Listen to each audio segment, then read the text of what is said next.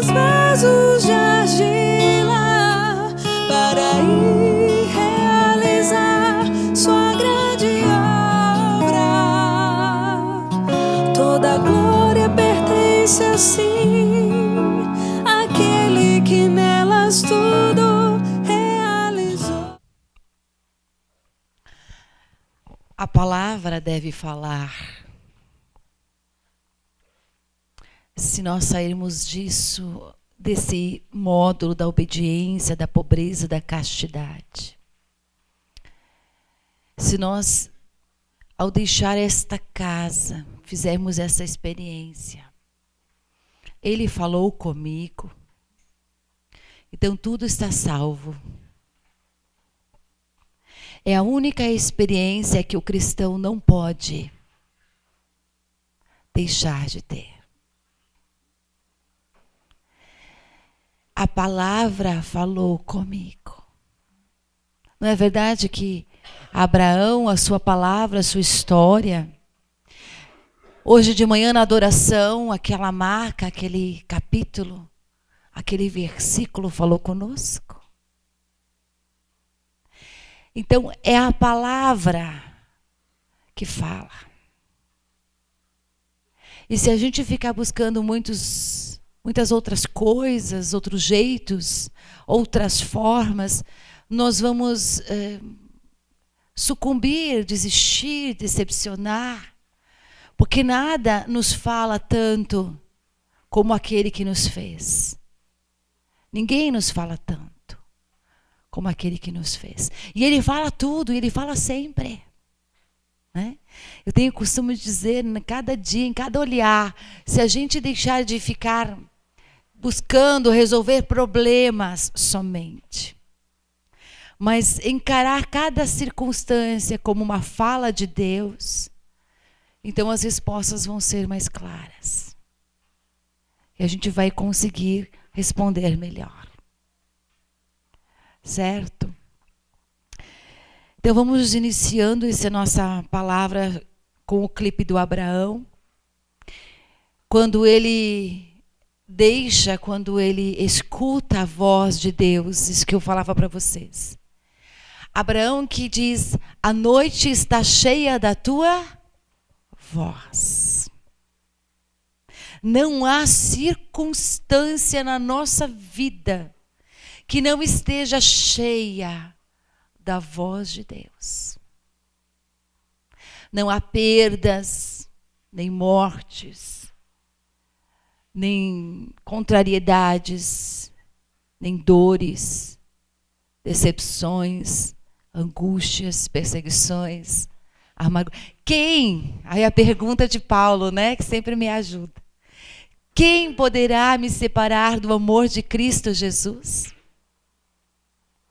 Estas coisas não nos separam de Deus, mas falam. Dentro delas há uma fala de Deus. O consolo de Deus vem no momento da dor.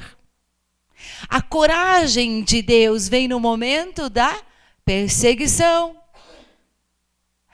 A força de Deus vem no momento da fraqueza. A impaciência gera a paciência de Deus para que nós possamos suportar as circunstâncias. Tudo o que nos acontece, tem um dizer assim, né, da nossa fundadora, tudo o que nos acontece nos favorece.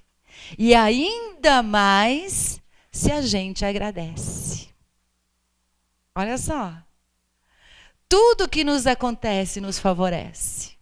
Ainda mais se a gente agradece. Ou seja, se o nosso coração está disposto a encontrar ali o que mesmo Deus quer falar e nos tornamos agradecidos pelos atos que Ele fez. Abraão, ele repousa, né? Mais uma vez a rocha ali, ele briga, ele bate, ele soca o absoluto. Porque a obediência é a voz do absoluto, que fala e que exige de mim uma resposta. Então, esse Jesus é obediente ao Pai, é o absoluto que me fala e que exige de mim o quê? Uma resposta. Vamos ver se você vai ser obediente, né? Ele exige de mim uma resposta. Claro que a exigência de Deus é a obediência, mas você pode responder ao contrário. É claro que essa obediência a Ele me faz permanecer sendo eu mesmo e no caminho. A desobediência me descaracteriza, ela me destrói, ela me leva a ser outra coisa e sair do caminho da verdade e da vida. Gente, não tem coisas, né? Vocês até brincam que eu digo, é muito simples. Mas é muito simples. Não tem coisa mais clara do que a obediência. Sabe quando eu sei que a gente desobedece? Quando que você desobedece?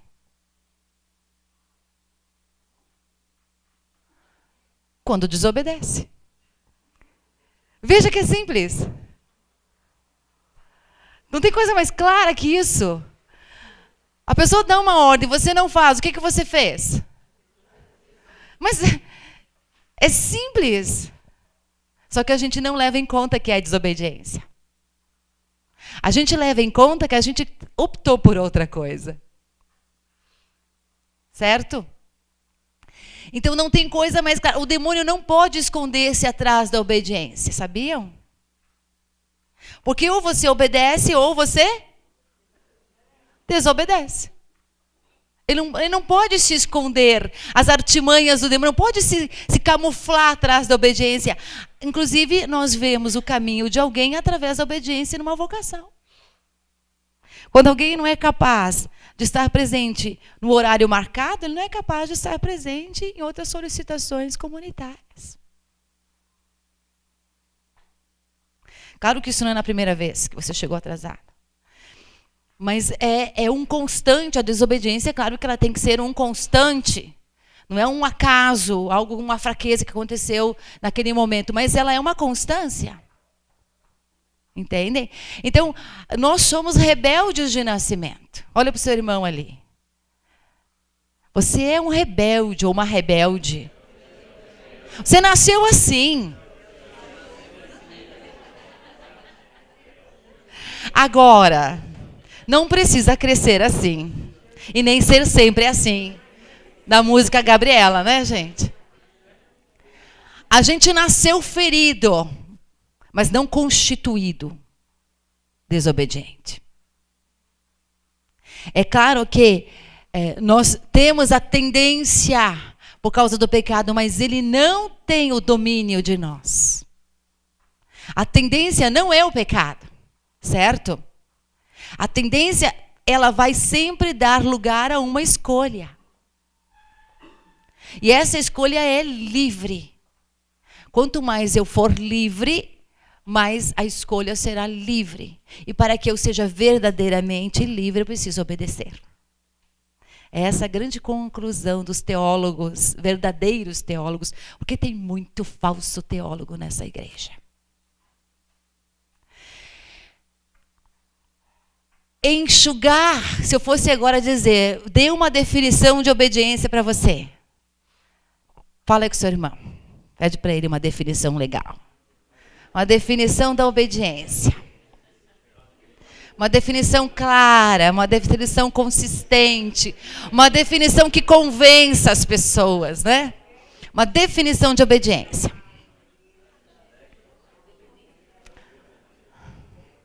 Capricha. Então, eu tenho a minha definição de obediência para vocês. A minha definição de obediência é uma alta teologia. Não sei se vocês vão suportar. Então ela é assim. Definição de obediência. Obedecer. É a mais alta teologia do ser humano. Ponto final. Não esqueça o ponto final. Ele é muito importante.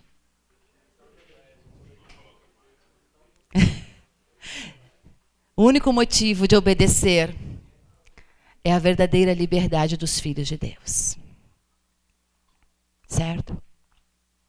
Então, às vezes a gente fica procurando também muito sentido, muito motivo. Aquele que quer entender tudo para obedecer não entendeu nada. Porque a obediência, ela não dá razões para você obedecer. Ela é a razão para você obedecer. Simplesmente porque é uma ordem. Simplesmente porque vai curar você de você mesmo. Simplesmente porque você é criatura e deve obedecer, em última instância, a Deus, através das mediações humanas, que você, de livre e espontânea vontade, quis se submeter.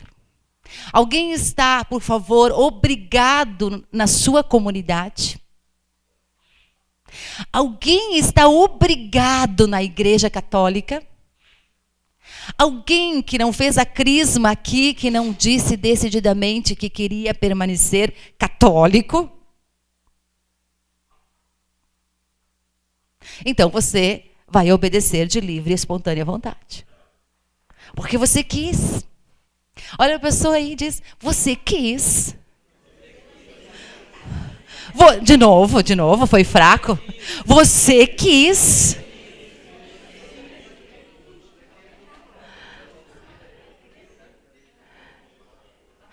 Deus respeita o teu querer. Respeite o dele. Se eu quis obedecer, então o que eu tenho que fazer? Viu? A mais alta teologia. Aqui nós não precisamos de muita coisa. Motivos da obediência bíblica. Ser criatura. Esse é o primeiro motivo. Toda criatura obedece o Criador. Os animais ficaram muito confusos nesses tempos. Não sei mais se eu sou cachorro ou se eu sou filho. Se eu choro ou se eu digo au au.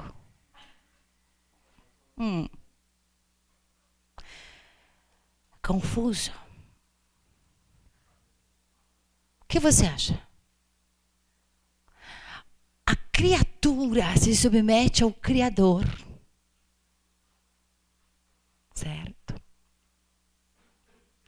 Mas quando nós estamos confusos de quem nós somos, nós não nos submetemos mais. Porque não há Criador. Sou eu que decido quem eu devo ser e quem eu quero ser. Dentro da sua comunidade, se você quiser decidir o que deve fazer, o que deve ser, você não vai entrar na via da consagração. Do dar a própria vida, porque você não tem nada para dar. Porque não possuímos a nossa vida quando nós não somos o que devemos ser. Certo? Nós vemos o mundo dissimulado, onde as coisas não têm mais definição. Aqui na obediência não está para fugir da definição.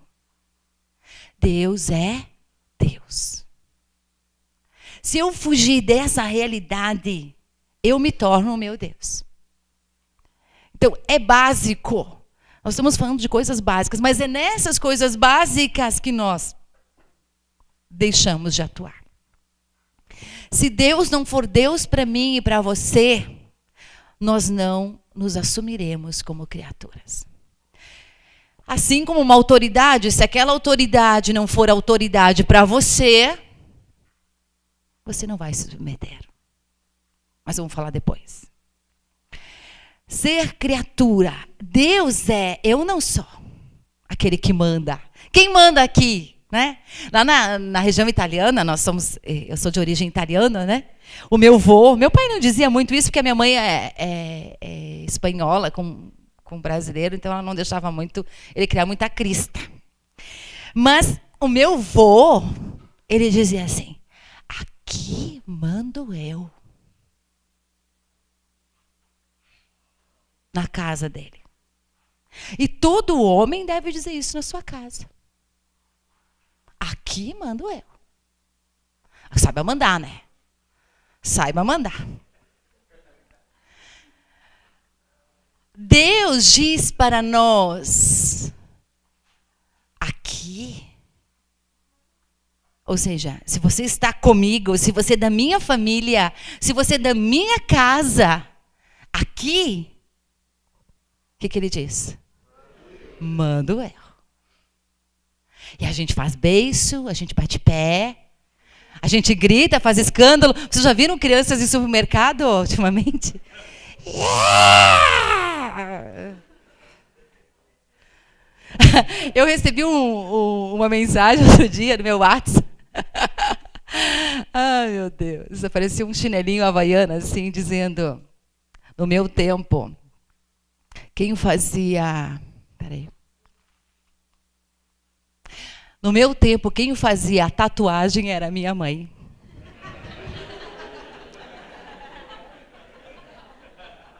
Gente, eu achei 10.